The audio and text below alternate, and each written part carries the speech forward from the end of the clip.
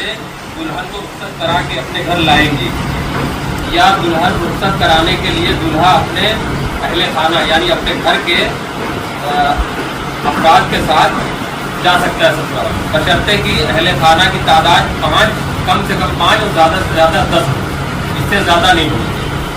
Number 2, लड़का और लड़की वालों की तरफ से दामाद और समधीन की दावत दी जाने वाली खुसूसी दावत पर पूरी तरह से रोक लगाई जाती है। इस मौके पर ये घर के लोग भी अफराद की तरह शिरकत करेंगे, जैसे कि पूरे घर की दावत हो जाती है घर के लोगों की तरह। समधीन और समधीन की पूरी तरह से दावत पर पाबंदी लगाई जाती है। नंबर 3, निकाह मस्जिद या लड़के के घर पर भी होगा। नंबर 4, अगर किसी के यहाँ लड़का और लड़की दोनों का निकाह होना तय पाया है तो दोनों का निकाह अपनी सहूलत के मुताबिक लड़के की वलीमा की तारीख से पहले कर दिया जाए, ताकि जिस लड़की का निकाह हुआ है उसका शौहर भी अपनी ससुराल में होने वाले वलीमा की तकरीब में घर के एक फर्द के साथ शामिल हो जाएगी। नंबर 5, महर निकाह का एक ज़रूरी हिस्सा है, इसलिए दोनों फरीक आपसी रजामंदी से इसकी मिक़दार या रकम तैयार कर ले। इस मौके पर एक दूसरे की सहूलत और माली हैसियत का ख्याल रखें। कोशिश करें कि महर 111 ग्राम चांदी या इसकी कीमत से कम न हो। नंबर 6, वलीमा की तकरीब में सादगी और समाज के हर वर्ग की या उम्र के गोश्त का एक ही तरह का सालन मेहमानों को पेश किया जाएगा। इस मौके पर स्टार्टर के नाम पर परोसे जाने वाले कोई भी आइटम, चाहे वह गोश्त या कोई और पकवान की शक्ल में हो, इन सभी पर मुकम्मल पाबंदी लगाई जाती है।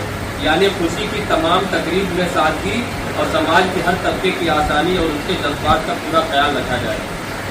नोट: सभी मोहल्ले के सरदार साहिबान को ताकीद की जाती है कि बनारस की तमाम बुनकर बिरादराना तंजीमों के इस मुश्तरका और मुतसल्लित ज़ाब्ते अमल को अपने मोहल्ले में लागू कराएँ।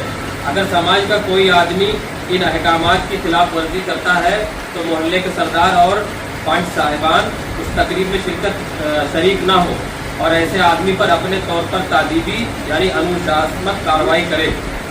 और उलमाए इकराम से खुसूसी गुजारिश है कि अगर उन्हें समाज के किसी आदमी के जरिए मुत्तहिदा बुनकर बिरादराना तंजीम के इस ज़ाब्ते अमल के खिलाफ वर्जी किए जाने का पहले से इल्म हो तो ऐसे आदमी के यहाँ ना तो निकाह पढ़ाने जाए और ना ही उसके यहाँ किसी तरह के प्रोग्राम में शिरकत करें। नंबर 2, अहकामात पर अमल को यकीनी बनाने और सही सूरत हाल का जायज़ा लेने के लिए इंशाअल्लाह साल में एक बार जुलाई या अगस्त माह में मीटिंग रखी जाएगी। ये मीटिंग 22 की रहेगी, जायज़ा मीटिंग। शादी विवाह की बकिया रसूम की इस्लाह के लिए ईद बाद, जैसा कि ईद बाद अभी रखा गया।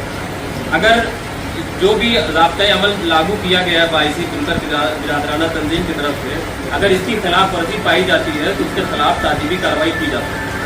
इसलिए आप हजरात इस तमाम बातों पर मुश्तरका तौर पर अमल करें।